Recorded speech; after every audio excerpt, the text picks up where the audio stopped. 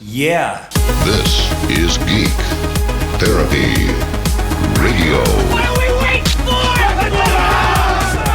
And now your mental curator, Johnny Hamburger.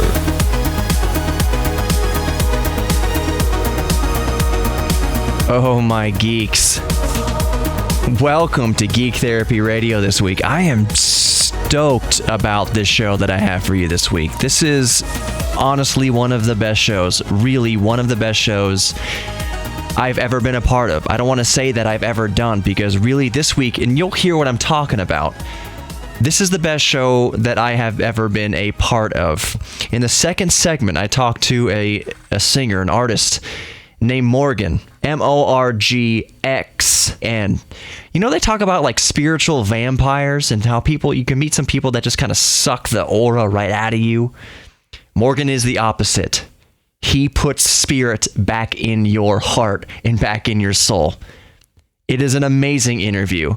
And in the next segment after that, segment 3, I talked to Wold of a band called The Dreamers. You may or may not have heard of them, but you will hear of them. He was also an amazing interview. And we're talking about social media and technology's role in modern society. It's amazing. But of course, we're going to talk about tech news and silly things. But let's start with tech news and Nvidia tech news with my good friend, Jeremy Benson. Let's talk about Nvidia for a minute or two. Nvidia RTX cards have been benchmarked now. All the YouTube channels are starting to benchmark the Founders Edition RTX cards, and talking to Jeremy, what does he think about it? Because they are better. The benchmarks are demonstrably better technically than the 1000 series. Jeremy, do you think it's enough, if you have enough of a difference, if you have a 1080 Ti right now, to go drop $1,200 or whatever on an RTX 2080 Ti? If you've got a 1080 Ti, I'd say hold off. Everybody's saying hold off, and without a doubt, there's a good reason behind it. The numbers are looking really, really close whenever it comes to if you're going to be doing this in 1080p, which is most people's standard monitors. If you're going 4K, still, the numbers really kind of branched off a little bit further. It sounds like the harder you're pushing these graphics, the more these cards really want to give back or give you some more frames per second. Yeah. But if you're coming from a 1080 Ti, I'd say no. If you're like us, I'm working the 970 and you're working the 980, I think. Yeah.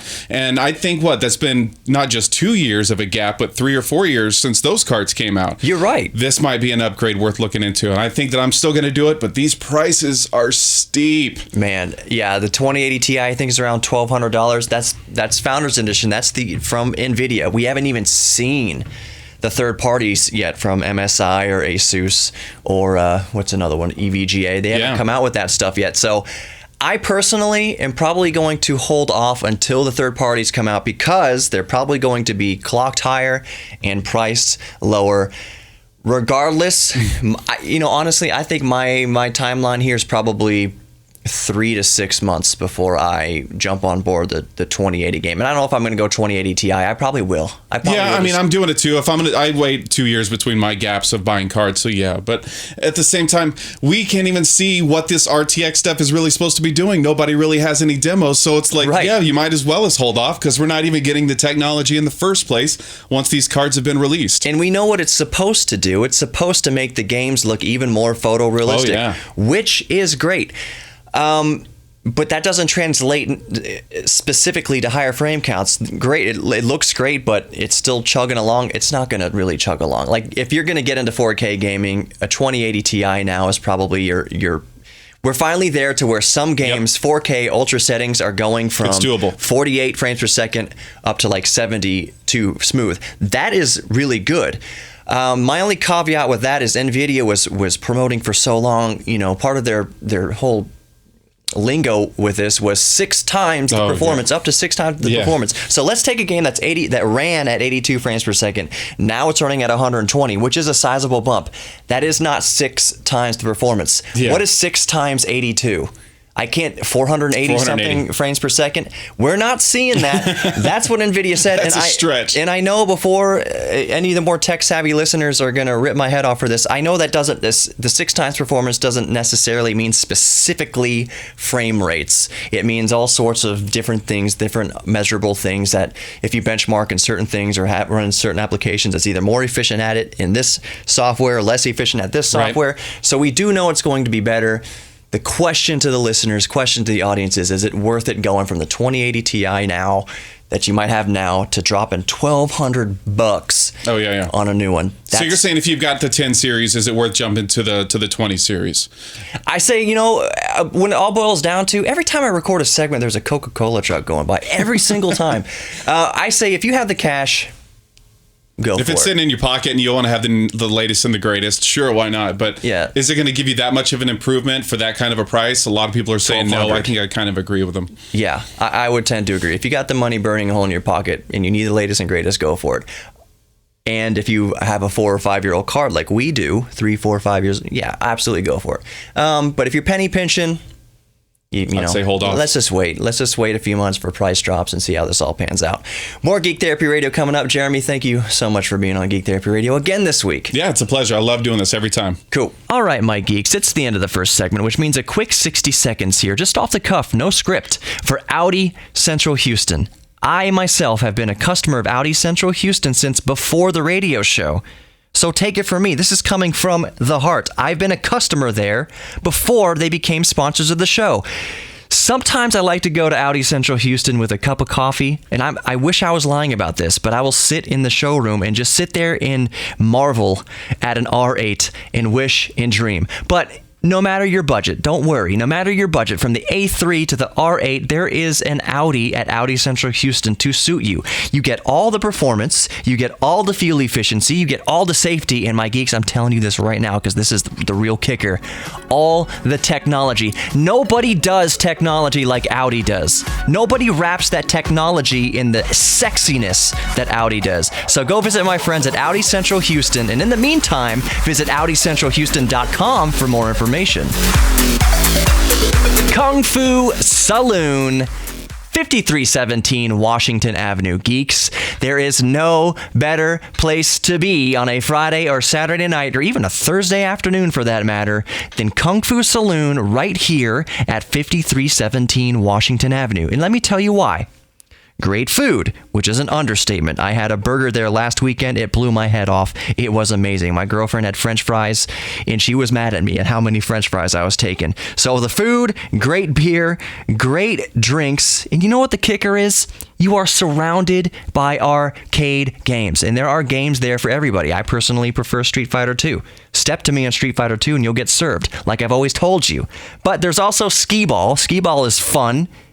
And Mario Kart. And if it strikes your fancy, karaoke. All of this can be found at Kung Fu Saloon, 5317 Washington Avenue. That's Kung Fu Saloon, 5317 Washington Avenue, kungfusaloon.com.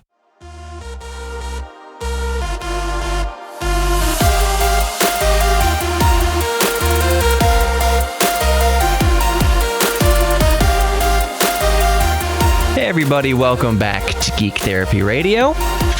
Everybody, all my geeks, because everybody is a geek about something. I firmly believe that in my heart. I am, for the uninitiated, your mental curator, Johnny Hamburger.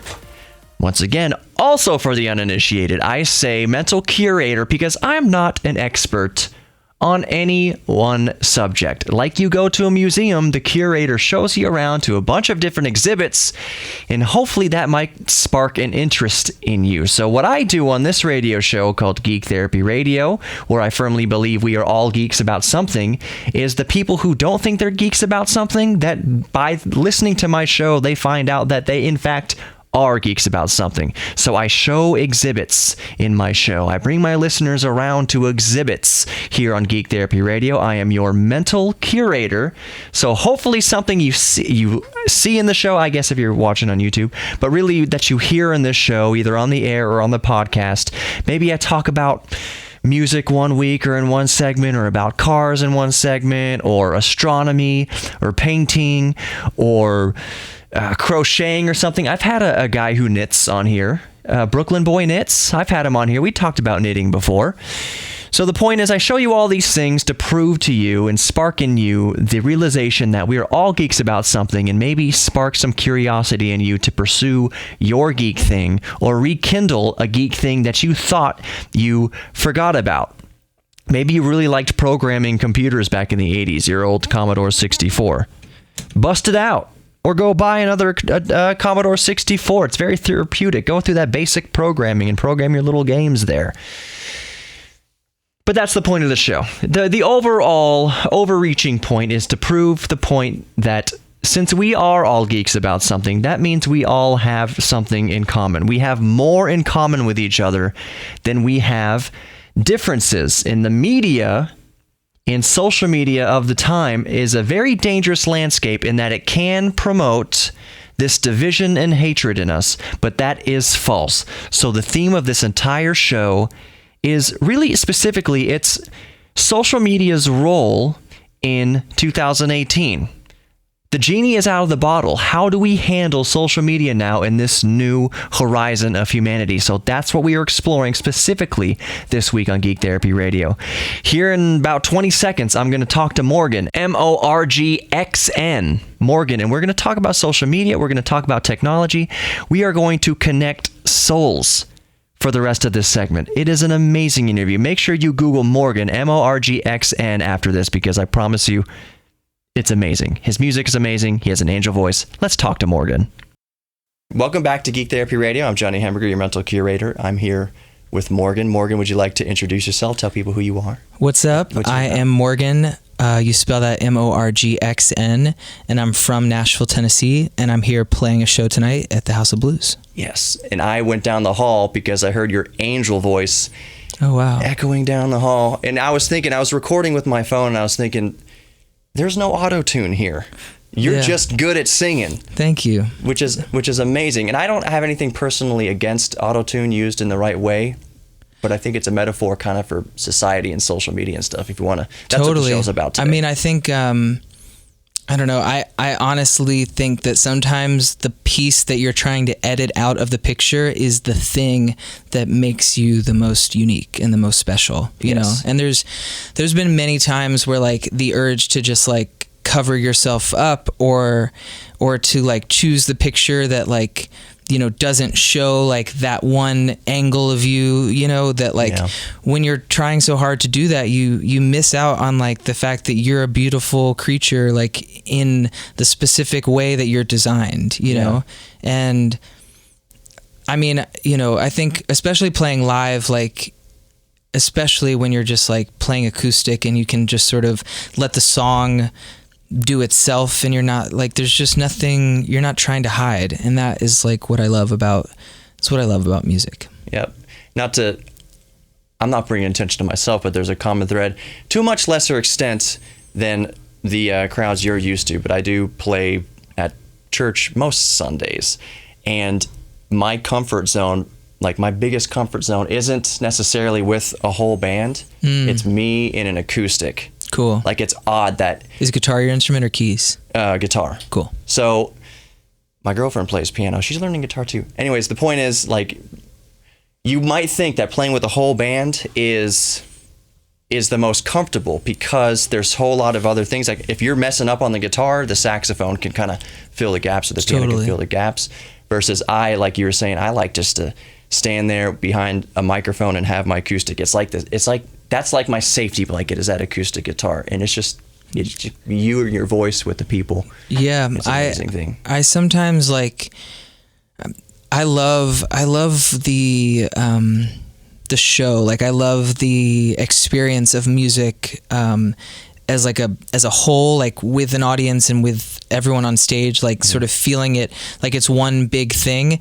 And so I love moments that are a lot of sound, but I also like the moments that are just like where you can hear a pin drop and there's just sort of a voice and the audience. There's power in those moments. See, how much time do you have? I don't know, actually. A couple more minutes? Okay, yeah. I see him walking around there. Okay. I think we're fine. So you do music, obviously. That's a given. I try to find things, and it can just be music, but what are you off stage and when you're relaxing, what things are you kind of also a geek about that kind of can relate you to a lot of people? I'm really into photography and drawing. That's sort of been my, like, I don't know if I might call it my therapy. Like, I try to start every morning.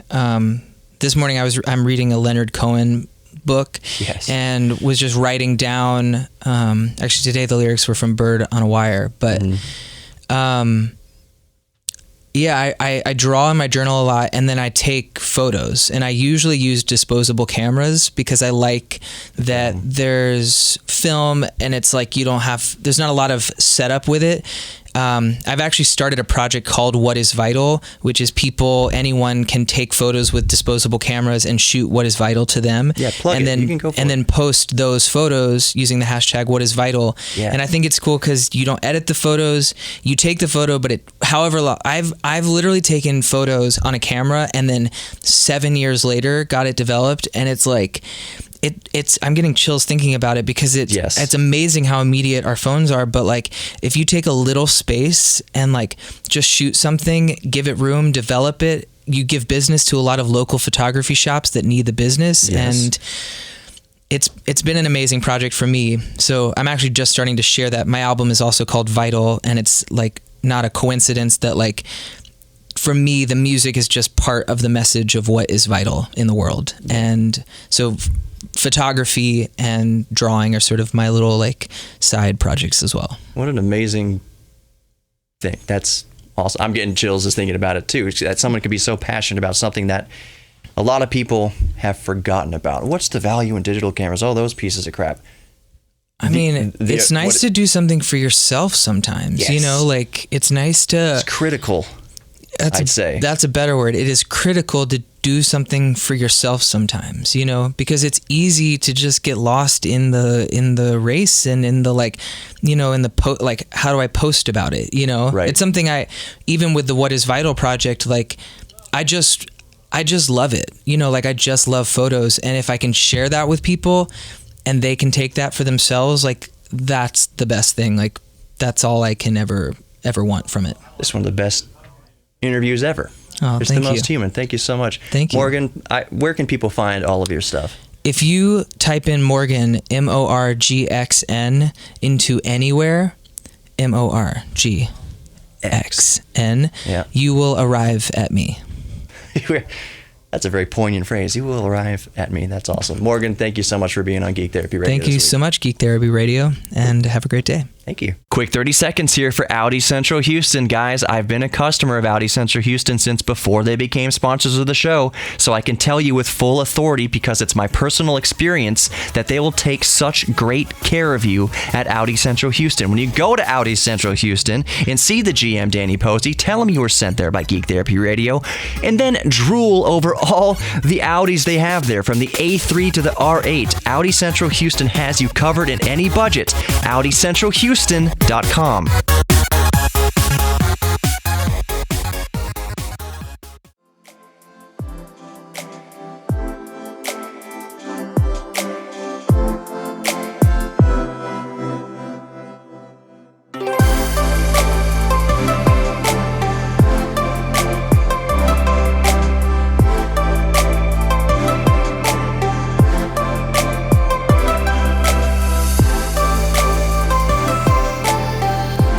Dagnabbit.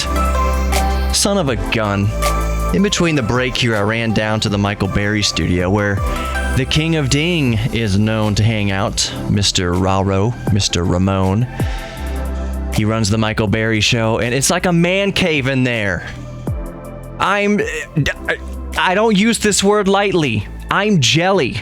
I am straight up jelly of the man cave that Ramon has got himself here in the iHeart Studios. He calls me up, oh man, will you make sure that my amplifier's off? It's to the right of the PlayStation. Okay. So I go in there, or the Xbox, I go in there next to his gaming console. It's not just an amplifier, it's a tube amplifier. What's right next to that? A really nice turntable. I am jelly of the setup that the King of Ding has set up there in the Michael Berry Studios. It's a man cave. That's exactly what it is. Ramon, I am super jealous. Welcome back to Geek Therapy Radio. I'm your mental curator, Johnny Hemberger. In this segment here, in just another minute and 10 seconds or so, I talk to Nick Wold of a little band called The Dreamers. You may have heard of the Dreamers, you may not have heard of the Dreamers, but they are a rapidly up-and-coming band. I promise you, in 2 years, when they are huge, you're going to remember you heard them here on Geek Therapy Radio first. So I talked to Nick, and again, in the vein of this show being about social media and social media's role in society and the genie being out of the bottle, we've opened Pandora's box. How do we handle social media and technology? I saw that the Dreamers have a music video from back in 2016, I believe, called Drugs. And basically the play on words here is that everybody at that concert in the music video is just swiping and swiping and swiping through social media. They're getting their drug fix because they are addicted to their phones. Swipe and text and swipe and text and snap and tweet. All of that stuff. So of course I'm going to talk to him about what he thinks about social media's role in modern society, and it's very interesting. So everybody, let's talk to Nick Wold of the Dreamers about social media and technology. It's good. It's good. Listen up. Let's talk about it. Let's do it. Welcome to Geek Therapy Radio. My name is Johnny Hamburger. If you don't already know, I'm your mental curator. I'm here with at least one member of the Dreamers. Is it Dreamers or the Dreamers? It is just Dreamers officially, but the Dreamers is not offensive at all. It also works. Lowercase t, the Dreamers. Yes. I always get confused about the Beatles too. Is it the Beatles or is it just Beatles, but the Beatles? I think they have the, whereas the Eagles don't. They're just Eagles. You know what? We could actually geek out about this for like 20 minutes, probably all day actually. Who has a the and who doesn't? Exactly. On tonight's episode. So this is Nick from the Dreamers, and I was going through your back catalog a little bit, and I saw a video from 16, whatever. It's called Drugs. Yes. And I clicked on there, and I was like, and I could already tell by all the cell phones, I was like, this is going to be a play on word kind of. But it's very it's very poignant to this episode, not to cut you off, but just for listeners to understand that no, not at all. Yeah. The theme of this show. Sorry, I'm running the radio station at the same time. This show this week is about kind of a focus on social media addiction and technology addiction. It goes hand in hand with Geek Therapy Radio because we're all, I'm a geek about technology. I'm a geek about cars and astronomy and all sorts of stuff. But what's the line, between just being enthusiastic about technology and tech news versus getting the endorphin fix from the technology like you would get from a drug? So what's your take on that? Yeah, that was the point we were making with that song. We knew that people would obviously on the face think it's just about drugs because it's called Drugs. That's the hook. That's why we wanted to show that in the video. We're playing a show. Everybody's on their phone, just kind of swiping, and they're like getting likes and follows, on a drug tray, etc. Right. Yeah, we're total geeks too, and we love technology, and we're all about it, and we're doing it all the time. But we were just kind of making that point that it can also serve as just a total addiction where you're just, every time you're anxious, you just reach for it. And you kind of, the apps intentionally kind of addict you, or they right. They have little ways where anything that gets you clicking more, they kind of will adapt and do that. So right. we were just kind of making that point, Yeah. Be careful with that because you can. Exactly. Because it can be an addiction, and it can run your life in a lot of ways exactly like a drug can. And I'm not just talking about, getting a nicotine fix on a cigarette. Like, I know people who have battled with and lost and are going through rehab with heroin. Yeah. And there are stark similarities between some people's addiction to social media and technology and someone recovering from heroin. Someone might get the shakes getting their social media taken away. And it's being addicted to social media is especially hairy nowadays because social media can be extremely toxic. Mm-hmm. So you're not just getting addicted to something for an endorphin rush, but there's entire generations. I'm technically a millennial. I was born in '83, so that makes me a millennial. Yeah. And I thought I was. Me as well. Yeah, exactly. So we're actually in this. You were born '83 or just? No, I was born later, but still a millennial. I don't even want to ask when you were born. But I do remember a time in my life where you had to ride your bike around the neighborhood to find kids to play with because nobody had cell phones at that time, or your parents did, or your friends' parents did, the big Zach Morris brick type thing. So we kind of had to socialize more. And there's entire generations growing up now. I think they're called the I generation, born with the screen in their face. And we're kind of learning as a society now, how do we adapt and how do we manage this new landscape, this new digital landscape? Totally. And we didn't want to make the point that it's, completely deadly or that it's all bad, just that we do need to adapt and don't just let it kind of make you vacuous, because social media can have a lot of just very superficial kind of tabloid realities, and you can just watch that all day if you want. Right. But if you control it, you can use it as this great tool. Exactly. You can actually learn a lot and communicate a lot and expand.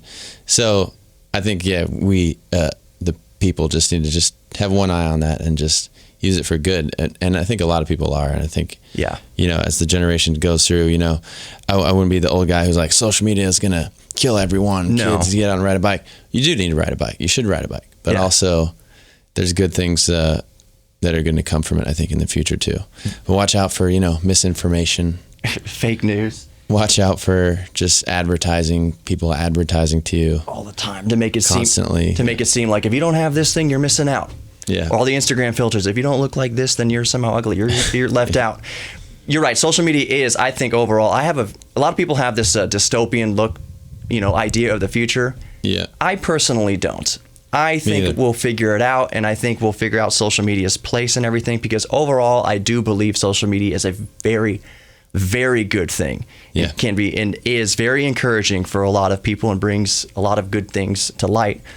But there's also that little dark side. We just have to be careful. Growing pains. That's perfect. We gotta learn. I know your time is short. I'll let you go here in a second, but I want to see what you think about this. I think that in 20, 30 years, the history books in 20 or 30 years are going to look back to this 2000, I'm pinpointing it, 2016 through 2020. These 4 years, don't read too far into that, but this is going to be this is like the horizon, the new horizon, and how humanity deals with technology and artificial intelligence and all that kind of stuff. Now we're kind of realizing the genie's out of the bottle, and how do we navigate that new kind future? of dawn of the internet age is definitely a big expansion. Some people say it's as big as the printing press. Only time will tell. But it might be bigger than that. There's definitely some growing pains right now in the country. There's like some conflict and division. Yeah. I really don't have an apocalyptic view of it either, though. I really do think it's growing pains. I think we're learning a lot as we do in times of strife, like in the 60s. Yeah. I think I appreciate what your podcast is about. You said it's about kind of unifying and not believing the media hype that we should hate each other. Right. I think that's something we're learning. I've heard a lot of people make that point, which I think is really righteous. Yeah. We're not so different. Why do we have to have two teams? Like, we should all believe what we believe, and exactly. we should all side with good people, not with people who belong to any team. Right. And that's kind of an important ethos of mine. So. And maybe change the question when you meet somebody, who are you voting for? Change it to, do you like Star Wars? Yeah. Do you like Legos? Do you like whatever? You like music? Because you'll find out that at first we're all the same. Yeah. It's only little things that. Yeah, I stand behind good people, not people from this team or this religion or whatever, Just embrace the good, promote the good. Hell yeah. Nick. It's that easy. Thank you so much for being on Geek Therapy Radio this week. It was an absolute pleasure. And break a leg tonight. Thank you for having me, Mr. Hamburger. Awesome. And I will. Thank you.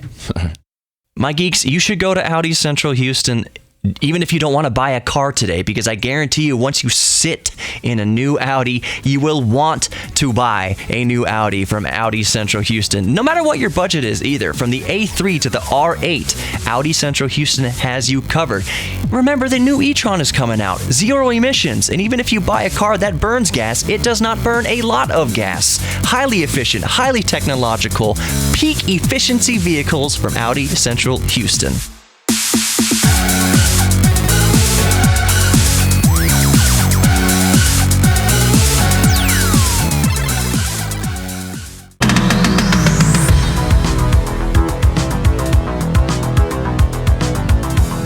Welcome back to Geek Therapy Radio, your mental curator here, Johnny Hamburger. And before we start this segment's going to be kind of silly stories I've gathered from the news around the internet, internet. But I actually have some fascinating data for you before we begin this silly segment. With some not silly data, and that is that when Harvey hit Houston, I've touched on this before. I touched on this last year, that Harvey dumped so much water on Houston that it bent and depressed the Earth's crust, not just the topsoil, but the entire Earth's crust compressed underneath the weight of the water. Now we actually have some figures and some data. I'm going to tell you two, points of data that are most fascinating. First of all, the amount that the Earth's crust compressed. The weight of the water pushed the Earth's crust down almost 1 inch. Again, not just squishing topsoil, but the part of the Earth that we ride on top of the magma underneath us, that thing sunk down 1 inch. It's like adding weight to a canoe. You get in the canoe and then someone tosses you more weight and your canoe sinks a little bit more in the water. It's exactly like that. That's how much water Harvey dumped on Houston. We sank into the magma 1 inch, about 1 inch. And we know this because they took data from various GPS locations around Houston, and they saw that the Earth depressed. And even more interestingly, as the water drained back into the Gulf of Mexico, they could watch the Earth's crust rising back up. That's fascinating. So as the water left, if we're talking about a canoe, as you're throwing weights off the canoe comes back up out of the water, and you could see that happening as the water went back to the Gulf of Mexico. I think that is fascinating. So, how much water fell on Houston during Harvey? 23 cubic miles.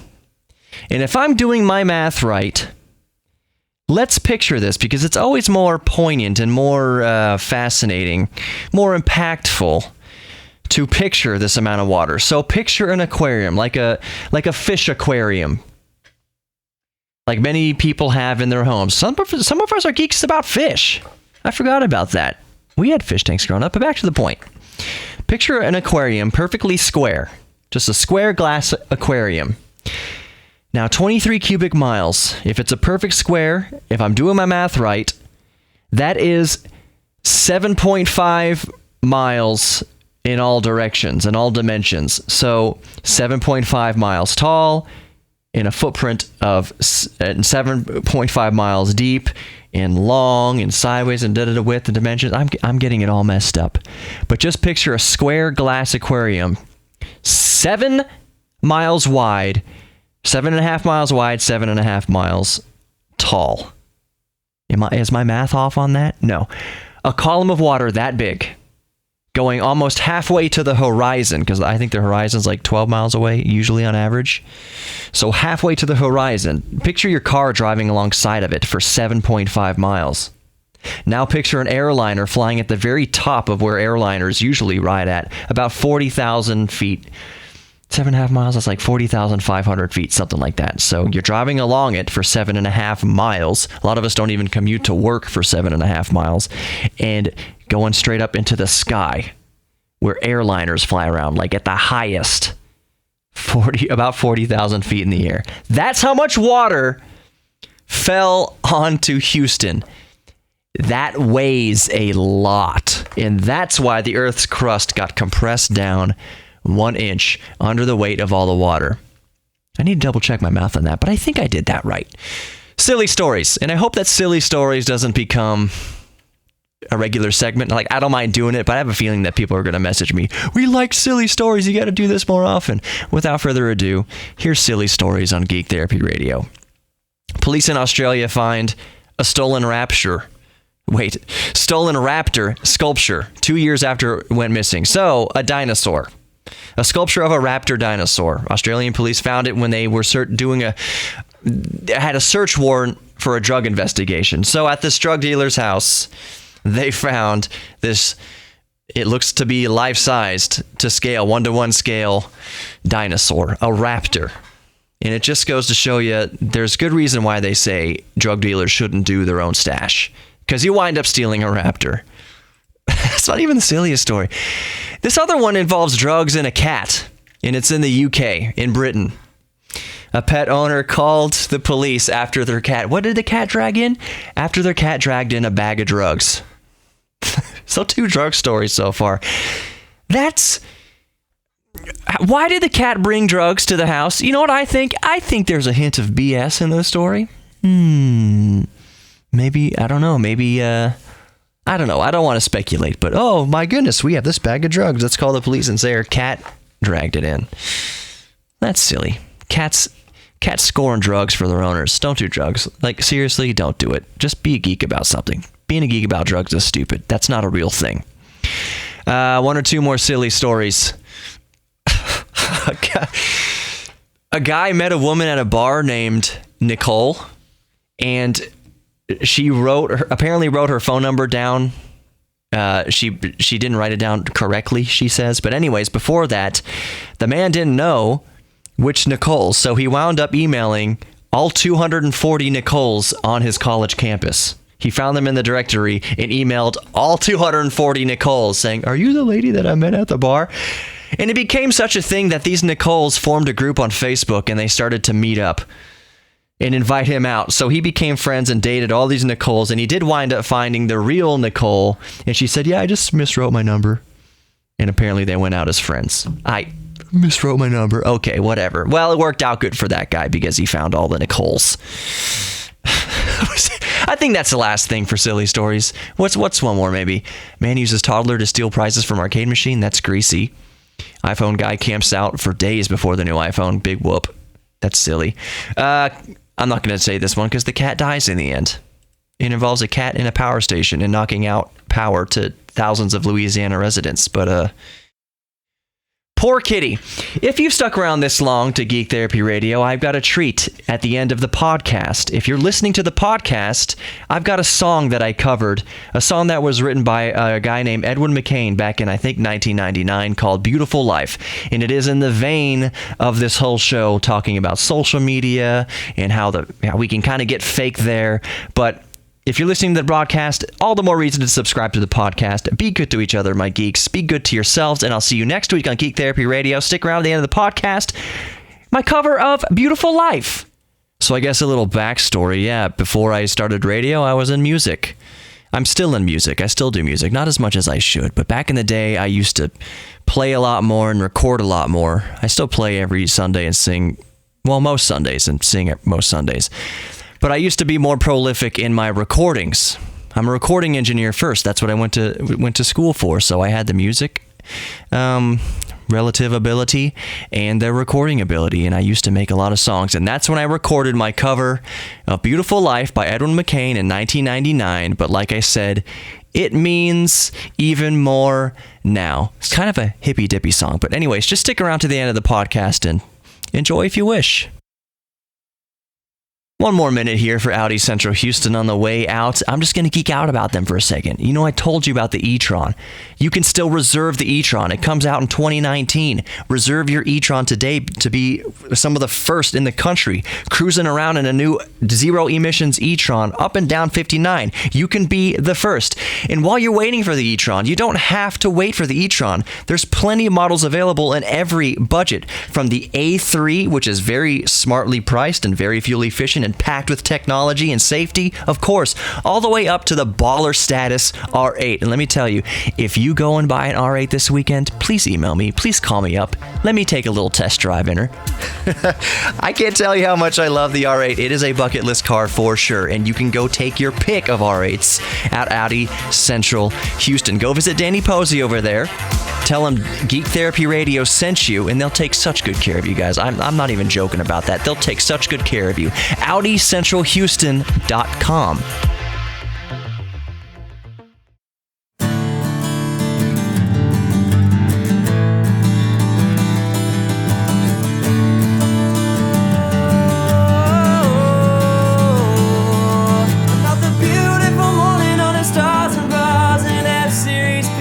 And rusted out cars and the eating breakfast at the strip bar just to have a peek. And the beer's so dangerous, spread their wings, and they dream of 20s and diamonds and things, like somehow that might ease the sting of the company they keep. Yeah.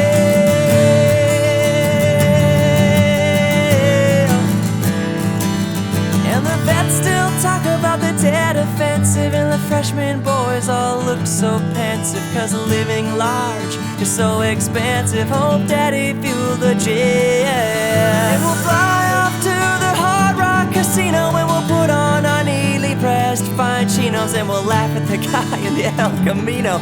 Said the only car he could get. It's a beautiful life. It's just as advertised. It's all for one low price. Just read the fine print, and you'll be content with your beautiful life.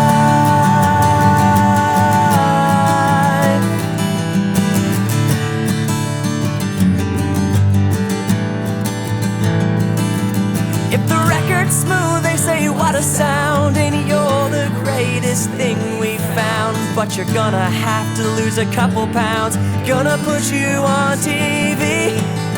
And don't you think our place is so swank? Don't worry about that guy, he's high on crank. That's exactly why his last record tanked, and let that be a lesson to me. It's a beautiful life. It's just as advertised. It's all for one low price. Just read the fine print, and you'll be content with your beautiful life.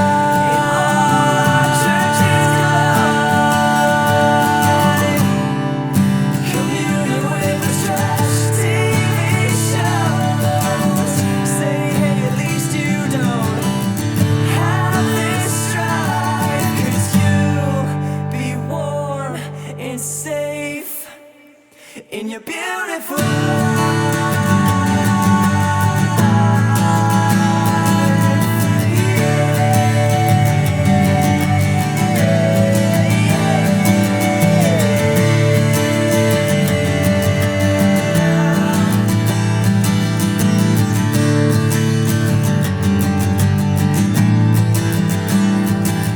And it's hard to tell what's true compassion when it's dressed up in hair and nails and fashion, and the tabloids all rush to cash in on what we should believe.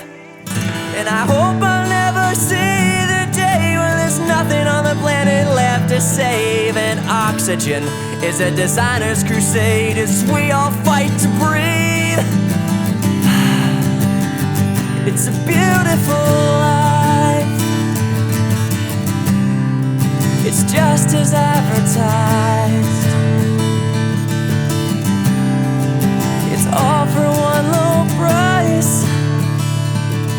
Just read the fine print, and you'll be content